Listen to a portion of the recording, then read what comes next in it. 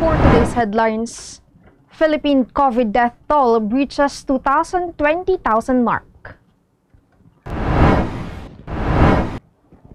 More vaccine developers seek to conduct clinical trials in Philippines. LGUs to craft measures versus vaccine for sale scheme. Eleazar sacks QC rubber cup. Marc Pingris retires after 16 years. 3x3 team begins quest for Olympic slot. Cloudy skies, isolated rain showers seen.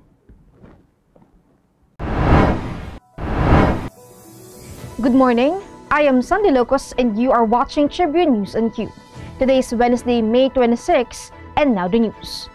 Over 20,000 Filipinos have so far died from COVID-19 based on the government's latest tally. The Philippines' COVID-19 fatality count rose to 20,019 on Tuesday after the Department of Health reported 36 additional deaths, the lowest so far in over 7 weeks. Meanwhile, the nationwide coronavirus tally climbed to 1,120,452 after authorities detected 3,972 new COVID infections. The number of active cases rose to 48,201, which accounted for 4.1% of the total number of infections. Of this figure, 92.7% of cases were considered mild, 2.1% were asymptomatic, 2.1% were severe, while 14.2% were moderate. The DOH reported that 1,120,452 patients have recovered from the disease so far. It means that 94.3% of the patients have recovered. 3 more COVID-19 vaccine developers have sought permission to conduct clinical trials in the country, the Department of Science and Technology said on Tuesday.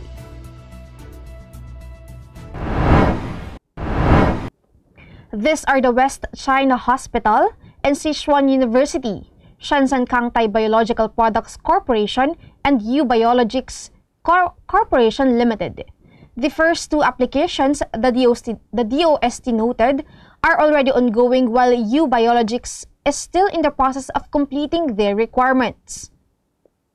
Aside from these 3 companies, the Food and Drug Administration has already approved 3 other COVID-19 vaccine clinical trials in the country.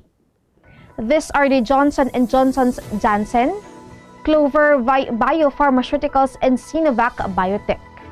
The clinical trials of Janssen and Clover Biopharmaceuticals are ongoing.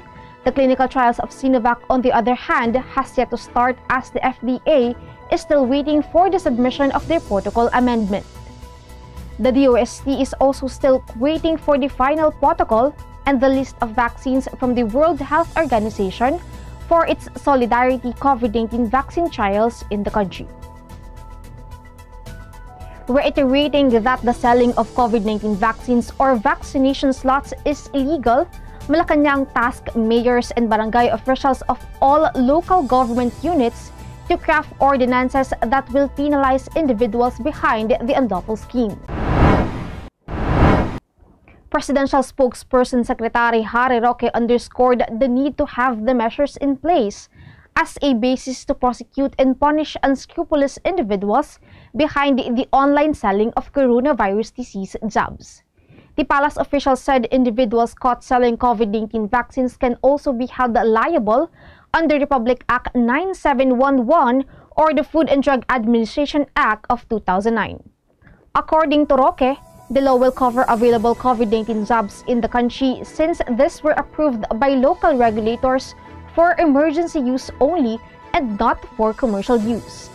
He added that those who claim to be connected to LGUs will face estafa or swindling for pretending to possess power or influence. Malacanang made a call after a few individuals claimed they were offered vaccine slots for as much as 15,000 pesos depending on the brand, by supposed individuals who have connection with local government units. Tribune News on Q will be back after these reminders. Hatch something big! The all-new Honda City hatchback with 4 seating modes. Utility mode, long mode, tall mode, refresh mode. The all-new City hatchback. Hatch more life!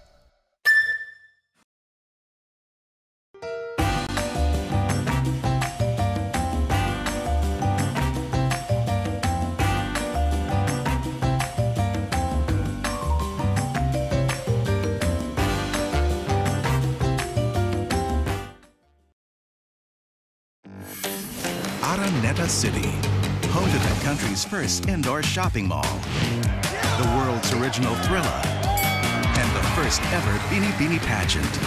Now a place for your first win, your first catch, your first home, your first big break, your first date, and even your first love. Araneta City, the city of firsts.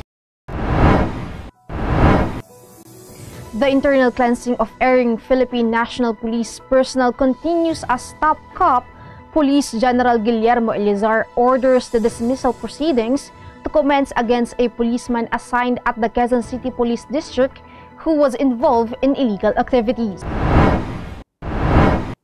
Eleazar directed the removal from the service of Corporal Moises Yango, who was arrested the last Monday in San Ildefonso, Bulacan, after robbing a money remittance and courier service center. Yango tried to evade arrest but was apprehended by local police forces before he attempted to commit another robbery. Among those seized from Yango were the 5,000 cash he had taken from LBC branch in San Miguel Town, a hand grenade, and this 9mm Beretta service firearm.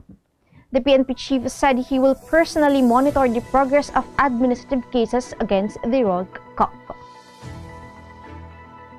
In sports, after 16 seasons in the Philippine Basketball Association, veteran cager Marc Pingris has announced his retirement from basketball.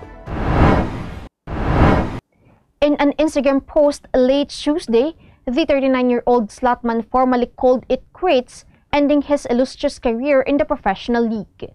Drafted as a 3rd overall pick by FedEx Express in 2004, before making the move to Pure Foods in 2009, the 6'4" energetic forward decorated his career with championships and accolade, which earned him a spot as one of the 40 greatest players in the PBA.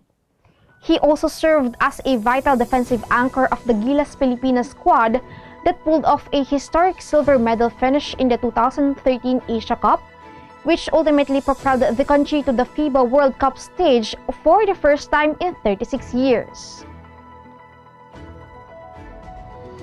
Still in sports, the Gilas Pilipinas 3x3 team starts its chase for an Olympic berth when it competes in the FIBA Olympic qualifying tournament in Graz, Austria starting today.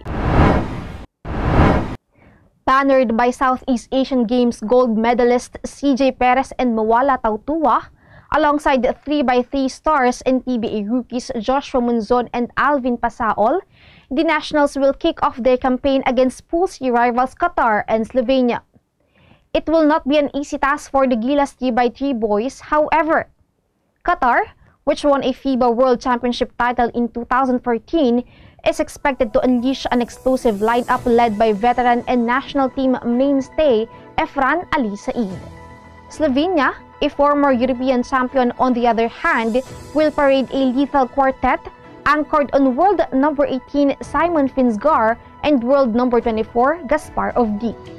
Still, Program Director Ronnie Magsanok hopes their month-long preparations will be enough to fuel their chase and book a trip to Tokyo. A low-pressure area was spotted 885 kilometers east of Mindanao. It is embedded along the Intertropical Convergence Zone affecting Mindanao and is expected to bring cloudy skies and isolated rain showers and thunderstorms throughout the region. Metro Manila and the rest of the country, meanwhile, will continue to be affected by the easterlies and is projected to have partly cloudy to cloudy skies with isolated rains. Intense heat will still be felt with the temperature ranging from 25.3 to 35.2 degrees Celsius, while relative humidity is pegged between 50 to 92%. That wraps up the stories this morning. Catch the latest news on our website tribune.net.ph and follow us on Facebook, Twitter, and Instagram. Subscribe to our YouTube channel, TribuneNow. The Daily Tribune is one with the nation in facing the COVID-19 crisis, and in line with this, the Daily Tribune Digital Edition on Press Reader is now available for free online. You can also download the Daily Tribune app on Apple Store or Google Play to get the latest and most comprehensive news online. Daily Tribune is also inviting everyone to join its community Viber Kachibu to get updates on the freshest and hottest news and entertainment stories of the day. Tarcito emoticons are also available on our community Viber. Just visit the sticker store and search for Kachibu Community. And before we go, we would like to thank the SM Store and Araneta Center. Again, this is Andy Lucas and you're watching Tribune News on Q. Stay safe, stay healthy, and stay at home. Good morning and have a nice day.